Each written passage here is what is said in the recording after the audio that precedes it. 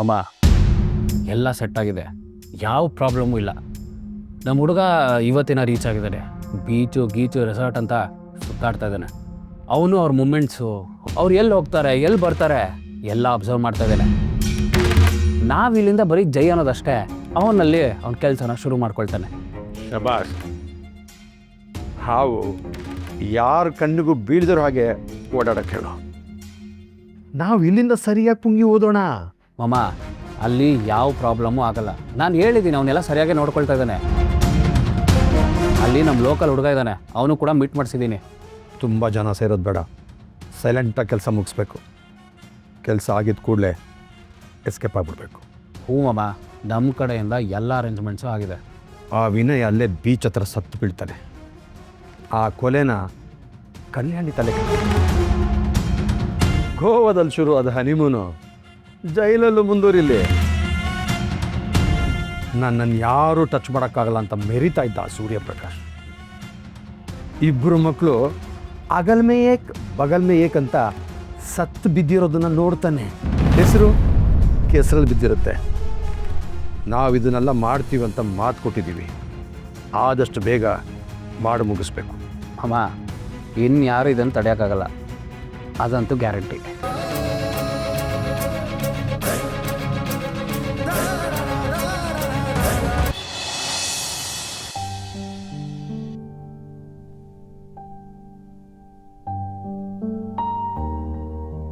ನಿಂಗೆ ನನ್ನ ಮೇಲೆ ಹುಚ್ಚು ಪ್ರೀತಿನೋ?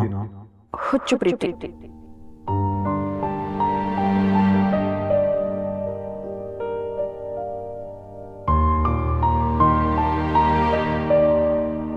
ಕಲ್ಯಾಣಿ, ಈಗ ಹೂವು ನನಗೇನು ಬೇಡ.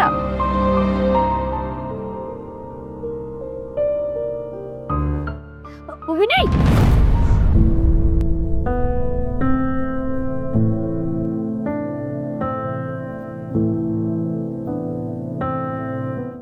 ಸಾರಿ ಕಲ್ಯಾಣಿ, ಅದು ನಿತ್ಯಲ್ಲಿ ಜಾರ್ಬಿಟ್ಟೆ. ವಿನಯ್, ನಾನು ಇಷ್ಟೊಂದೆಲ್ಲ ಕಾಟ ಕೊಟ್ಟರು ನೀವು ಯಾಕೆ ಇಷ್ಟೊಂದು ಪೇಷಂಟ್ ಆಗಿದ್ದೀರಾ? ಯಾಕೆ ನನ್ನನ್ನು ಸಹಿಸ್ಕೊಂಡು ಹೋಗ್ತಿದ್ದೀರಾ? ನಾನೇನು ದೊಡ್ಡ ಕೆಲಸ ಮಾಡ್ತಿಲ್ಲ ಕಲ್ಯಾಣಿ, ನಾನೇನು ಯುದ್ಧ ಮಾಡ್ತಾ ಇದ್ದೀನ. ನನ್ನ ಜಾಗದಲ್ಲಿ ಯಾವುದೇ ಡೀಸೆಂಟ್ ವ್ಯಕ್ತಿ ಇದ್ದಿದ್ರು ಇದನ್ನೇ ಮಾಡಿರೋನು. ಇಲ್ಲ, ಯಾರೂ ಮಾಡ್ತಿರ್ಲಿಲ್ಲ. ನಾನು ನಿಮಗೆ ಕೊಡ್ತಿರೋ ಕಾಟನ ನಿಮ್ಮ ಥರ ಸಹಿಸ್ಕೊಂಡು ಯಾರೂ ಜೊತೆಗಿರ್ತಿರ್ಲಿಲ್ಲ. ನಿಮ್ಮ ಥರ ಪದೇ ಪದೇ ಎಫರ್ಟ್ ಹಾಕ್ಕೊಂಡು ಯಾರೂ ನನ್ನ ಜೊತೆ ಇರ್ತಾ ಇರಲಿಲ್ಲ. ನಿಮ್ಮ ಥರ ಕಾಳಜಿನೂ ತೋರಿಸ್ತಾ ಇರಲಿಲ್ಲ. ವಿಧಿ ನಿನ್ನ ಜೊತೆ ಆಡಿರೋ ಆಟದ ಮುಂದೆ ಇದೆಲ್ಲ ತುಂಬ ಚಿಕ್ಕದನ್ಸುತ್ತೆ ಕಲ್ಯಾಣಿ ನನಗೆ. ನಿನ್ನ ಜಾಗದಲ್ಲಿ ಬೇರೆ ಯಾರೇ ಇದ್ದಿದ್ರು ಹೀಗೆ ಆಡಿರೋರು, ನಿನ್ನ ಹಾಗೆ ರಿಯಾಕ್ಟ್ ಮಾಡಿರೋರು, ನಿನ್ನಷ್ಟು ಕೋಪ ಬಂದಿರೋರು. ಅವ್ರ ಮನಸ್ಸು ಚೂರಾಗೋಗಿರೋದು. ನಾವು ಮನ್ಸಾರೆ ಒಬ್ಬ ಪ್ರೀತಿಸಿರೋ ವ್ಯಕ್ತಿ ಅವನ್ನ ಕಳ್ಕೊಂಡಾಗ ಆಗೋ ನೋವು ಬಾ ನನ್ನ ಯೋಚನೆಗೂ ಮೀರಿದದು.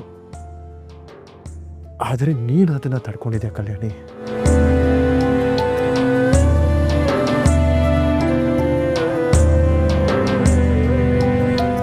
ಸಾರಿ ವಿನಯ್, ನನ್ನಿಂದ ನೀವು ತುಂಬ ನೋವು ಅನುಭವಿಸ್ತಾ ಇದ್ದೀರಾ.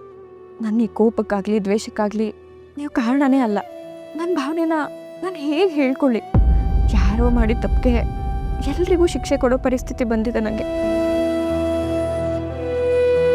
ಈಗ ಇಷ್ಟಾದರೂ ಮಾತಾಡ್ತಿದ್ಯಾ ಕಲ್ಯಾಣಿ, ಹತ್ರ ಇದೆಯಾ? ನಿನಗೇನಾದರೂ ಸತ್ಯ ಗೊತ್ತಾದರೆ ನನ್ನನ್ನು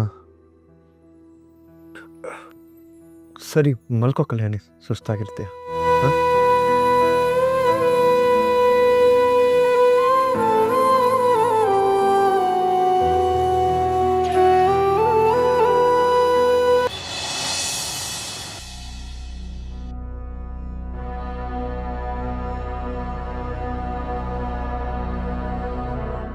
ಏನು ಚಳಿ ಹೊಡಿತಿದ್ಯಪ್ಪ.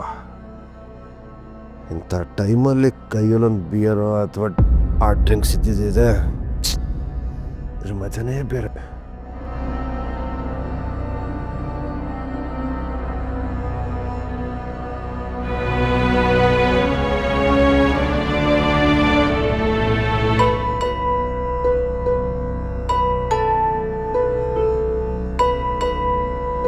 ಏನು ಅಂಗುರಸ್ತಾ ಇದೆಯಾ?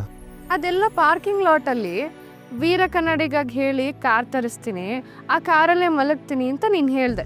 ನಾನು ಅದನ್ನು ಪೆದ್ದಿ ಥರ ನಂಬಿದೆ. ಇವಾಗ ನೋಡಿದ್ರೆ ಅಷ್ಟೊತ್ತಿಂದ ಇಲ್ಲಿ ಚಳಿಲಿ ನಡಕ್ತಾ ಕೂತ್ಕೊಂಡಿದ್ಯಾ. ಏನಾರು ಬಂದು ಕೂತಾಗ ಚಳಿನೇ ಇರಲಿಲ್ವೇ? ಏನಪ್ಪ ಸಡನ್ನಾಗಿ ಇಷ್ಟೊಂದು ಚಳಿ ಆಗ್ಬಿಡ್ತು? ಎಷ್ಟೊತ್ತಾಯಿತು ತಾವಿಲ್ಲಿಗೆ ಬಂದು? Just arrived. ಆವಾಗಲೇ ಚಳಿ ಹೊಡಿತಿದೆ. ಪರವಾಗಿಲ್ಲ, ಸ್ವಲ್ಪ ಹೊತ್ತಾದಮೇಲೆ ಚಳಿ ಕಡಿಮೆ ಆಗುತ್ತೆ, ನಾವು ಇಲ್ಲೇ ತಾಚ್ಕೋತೀವಿ. ನಿನ್ಗೆ ಯಾಕೆ ತೊಂದರೆ? ನೀನು ಹೋಗಿ ಮಲ್ಕೊ.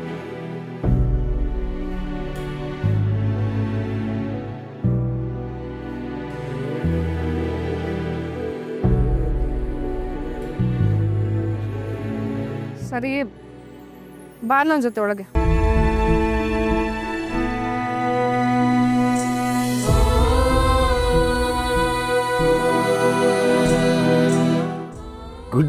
ಗುಡ್ ಗರ್ಲ್ ನೀನು. ನಿನಗೆ ಯಾಕೆ ತೊಂದರೆ? ಪರವಾಗಿಲ್ಲ, ನೀನು ಹೋಗಿ ಮಲ್ಕೊ. ಎದ್ದೋಳೋ ಕೃಷ್ಣ. ಚಳಿ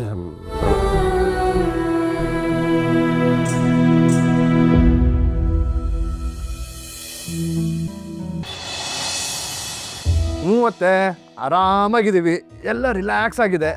ಡೋಂಟ್ ವರಿ, ತಲೆ ಕೆಡ್ಸ್ಕೊಬೇಡ ನೀನು. ಸೂಪರ್ ಕಣೋ, ನಿನ್ನ ಧ್ವನಿಲೇ ಗೊತ್ತಾಗ್ತಾ ಇದೆ ನೀನು ಆರಾಮಾಗಿದೆಯಾ ಅಂತ. ಒಟ್ಟಿನಲ್ಲಿ ಒಂಥರ ಪೀಸ್ ಆಗಿದೆಯಾ ಅಂತ ಆಯಿತು. 100% ಅತ್ತೆ. ಕಲ್ಯಾಣಿ,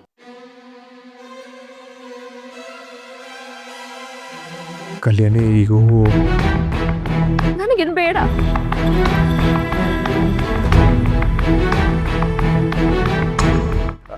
ಅತ್ತೆ ಸಕ್ಕತ್ತಾಗಿರತ್ತೆ, ಅವಳಿಗೂ ಸೂಪರಾಗಿ ಖುಷಿಯಾಗಿದೆ. ನಾವಿರೋ ರೆಸಾರ್ಟು ಹೈ ಕ್ಲಾಸ್ ಆಗಿದೆ, ವೆದರ್ ಕೂಡ ಸೂಪರ್ ಆಗಿದೆ. ಇವಾಗ ತಾನೇ ಹೊರಗೆ ಹೋಗಿದ್ವಿ, ಇವಾಗ ಬಂದ್ವಿ. ಅದು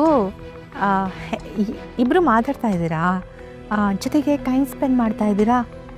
ಹನಿಮೂನ್ಗೆ ಹೋಗಿದ್ದು ಏನಾದರೂ ವರ್ಕೌಟ್ ಆಯಿತಾ? ಹಾಂ ಅತ್ತೆ ಟೈಮ್ ಆಗಿದೆ, ನೀವು ಆರಾಮಾಗಿ ಮಲ್ಕೊಳ್ಳಿ, ಬೆಳಗ್ಗೆ ಮಾತಾಡೋಣ. ಹಾಂ, ಗುಡ್ ನೈಟ್. ಓಕೆ? ಏಯ್ ಅಲ್ಲ ಕಣೋ, ಮಲ್ಕೊಳ್ಳಿ ಅತ್ತೆ, ಬೆಳಗ್ಗೆ ಮಾತಾಡೋಣ ಆರಾಮಾಗೆ. ಬಾಯ್.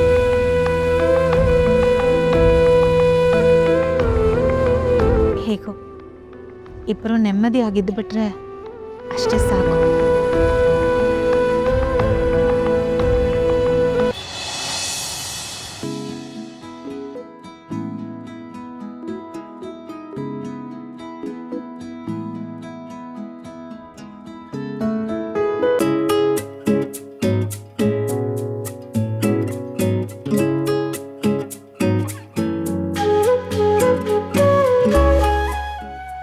ಏನಾಯ್ತು ರೊಕ್ಕ? ಏನೋ ಕೃಷ್ಣ, ಮೆನು ಹೆಂಗಿದೆ? ನನಗೆ ಬೇಕಾಗಿರೋ ಥರ ಊಟನೇ ಸಿಗೋದಿಲ್ಲ ಇಲ್ಲಿ. ಒಂದು ನಿಮಿಷ.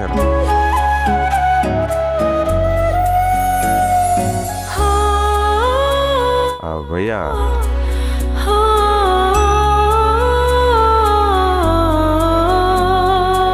ಕೆತ್ತ ಭಯ್ಯ.